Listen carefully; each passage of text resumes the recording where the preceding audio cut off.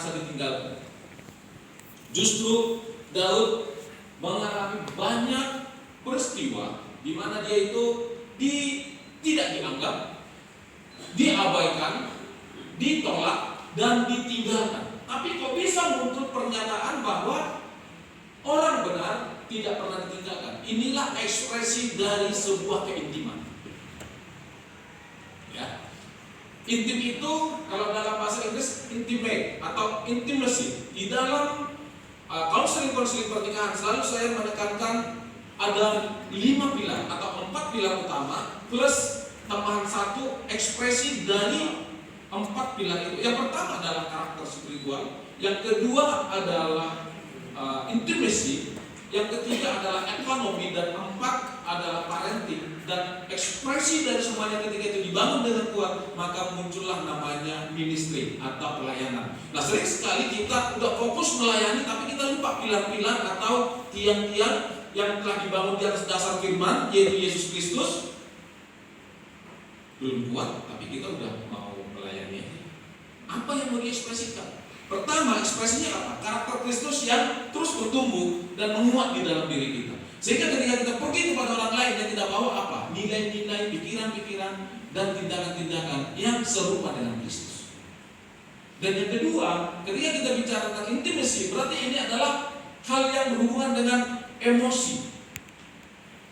Tapi di dalam konseling pernikahan ini bicara tentang komunikasi.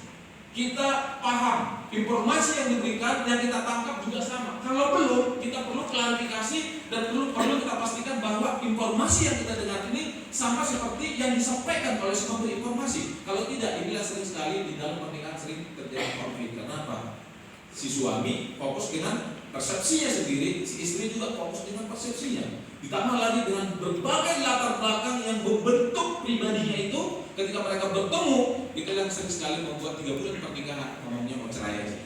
Nah, di dalam hubungan dengan Kristus, intim dengan Kristus, sering sekali pesan-pesan yang disampaikan oleh Tuhan lewat kejadian-kejadian sekitar kita, lewat harapan-harapan yang tidak terjadi, lewat peristiwa-peristiwa yang mungkin itu hal baik ataupun hal buruk, kita lupa sebenarnya itu adalah alat Tuhan untuk menyampaikan sebuah pesan, untuk kita belajar dan mengetahui dan mengoreksi apa pesan Tuhan dari peristiwa ini. Ekonomi bukan bicara hanya tentang bekal, bukan hanya bicara tentang uang, bukan hanya bicara tentang nilai materi. Tetapi yang dikatakan dengan ekonomi ini adalah tentang karakter, di mana kita adalah orang-orang yang bisa dipercaya mengelola setiap apa yang Tuhan percayakan. Makanya ekonomi Indonesia ini akan semakin lebih baik ketika pengelolaannya semakin lebih baik. Karena apa? Sumber daya alam di negara ini itu sangat melimpah, tetapi pengelolaannya dieksploitasi sehingga semakin lama semakin habis, dan peruntukannya tidak sepenuhnya untuk masyarakat atau rakyat Indonesia. Maka pilih saya sebagai anggota DPR terdepan. Enggak ya, saya bukan bapak, tidak niat saya. Ya, tapi kalau milih ya lama-lama tergoda juga kayaknya ya. Masih manusia. Yang terakhir apa? Pilar pernikahan itu parenting. Parenting itu tentang apa? Bukan tentang berapa anak yang kita punya, tapi warisan apa yang akan kita teruskan kepada mereka, legasi apa yang akan kita teruskan kepada anak kita. Ini bukan tentang berapa tanah, luas tanah yang akan kita berikan, berapa jumlah ruko yang akan kita bagi kepada mereka, tetapi ini adalah tentang warisan iman. Dan itu yang sedang kita bahas hari ini. Jadi khotbah saya hari ini agak panjang. Kalau Pak Frans khotbahnya biasanya 20 menit, nah saya kali 2. Nah, karena pengantarnya 10 menit, nah berarti jadi 50 menit. Closingnya 10 menit, berarti 1 jam khotbah saya hari ini. Bisa? Oh, semangat sebelah kanan di sana, tapi yang di sini nggak semangat. Oke, mari kita sama-sama lihat dari judul tema bulan ini. Saya percaya Pak Frans sudah mengajarkan kepada kita latar belakang penulisan, tujuan daripada penulisan. Tetapi kalau dilihat dari judul tema bulan ini, dari bahasa aslinya, ketika dikatakan aku tidak pernah melihat, itu bukan hanya sekedar melihat dari sisi kasat mata, tapi lebih kepada perjalanan hidupnya karena pengalaman hidup si penulis ini, berani dia katakan, belum pernah kulihat, artinya belum pernah kusaksikan secara pengalaman hidupku yang hari ini aku sudah tua, karena waktu dia menulis di pasal 37, hari ini aku sudah tua. Selama berarti kalau waktu itu dia menulis sudah umur 80 atau 90, selama 90 tahun ini pengalaman hidupku bersama Tuhan belum pernah kulihat orang benar. Bukan berarti bukan tambah dosa, karena Daud juga berdosa. Daud juga pernah jatuh dosa kepada Batsheba. Dia juga pernah jatuh ingin membunuh Uria suami Batsheba. Tetapi dia bilang, aku orang yang dibenarkan oleh Allah karena aku diajari bagaimana menyelesaikan hal-hal benar, hal yang tidak benar dengan cara yang benar. Jadi hari ini kalau kita bilang saya hidup dalam kebenaran, banyak gak ketidakbenaran dalam hidup kita? Kamu bereskan gak dengan cara benar? Kayak kadang-kadang kalau saya menegur, saya memberikan konsekuensi, mendisiplinkan orang-orang yang dibimbing, jemaat yang kita pimpin. Kadang-kadang mereka kok gitu sih? Kan kita masih manusia, kita berdosa. Saya tidak bicara bahwa kita tidak berdosa, tapi kadang-kadang kita tidak humble untuk selesaikan hal-hal yang tidak benar dengan cara benar. Kita selesaikan dengan cara kita selesaikan dengan pikiran kita, dan semuanya akhirnya tidak memuliakan Tuhan, tapi lebih berfokus dan berpusat kepada diri sendiri, dan semuanya akhirnya bukan tentang Tuhan, tapi tentang diri sendiri. Ini yang biasanya membuat saya marah dan saya tegur saudara-saudari saya. Dan yang ketiga dia bilang tidak pernah ditinggalkan, tidak pernah ditelantarkan. Dia sedang bicara tentang apa? Tidak ada lepas ikatan, bahwa Tuhan tidak pernah tinggalkan dia. Dan dia mengatakan di dalam berbagai puisi, doa, dan ekspresi di Mazmur, dia bilang, Tuhan menuntun aku ke air yang kenapa bisa? Padahal ada banyak peristiwa dan situasi Daud jauh dari rasa tenang.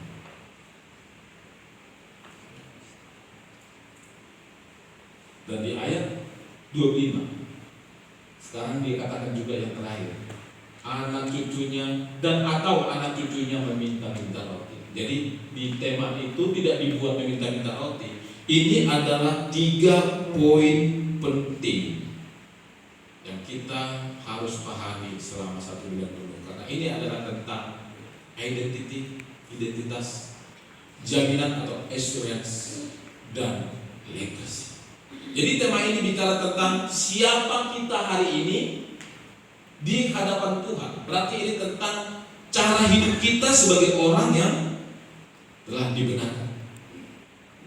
Kemudian ketika dia bicara tentang assurance, seperti Daud yang selalu mengalami penolakan, pengabaian, dan juga ujian-ujian yang membuat dia tidak tenang dalam hidupnya, dia sendiri mengatakan, meskipun saya di dalam lembah kekelaman, tapi ada Tuhan yang menjamin hidupku. Dan yang ketiga, bagaimana Daud mendapat satu kesempatan disebut sebagai bapa yang akan mewariskan Yesus Kristus sebagai keturunan Daud. Maka banyak sekali ayat-ayat di dalam Mazmur, di Injil dikutip dari Mazmur, dikutip oleh siapa? Yesus. Kenapa? Dia sangat suka lihat Daud. Apakah Daud sempurna? Enggak. Tapi cara Daud menjalani hidupnya, itu yang membuat Allah memilih Daud sebagai garis daripada keturunan Yesus. Kayak kalau kita baca Injil Matius, pertama sekali dibicara tentang apa? Silsilah kelahiran Yesus. Siapa yang pertama disebut sana? Mulai dari Abraham, akhirnya muncul siapa? Kata Daud. Baik, yang pertama, identitas kita sebagai orang benar. Mungkin kita sering sekali nggak percaya diri ya. Kamu orang benar nggak?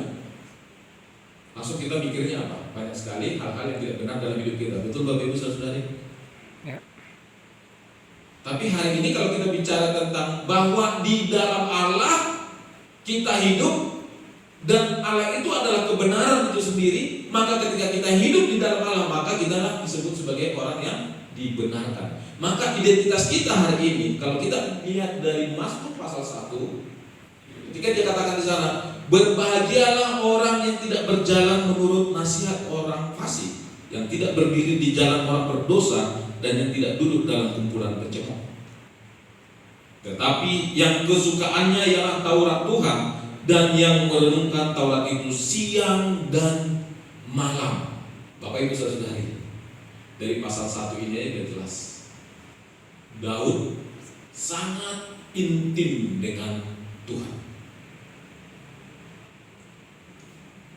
Kebahagiaan seseorang ditentukan ketika hidupnya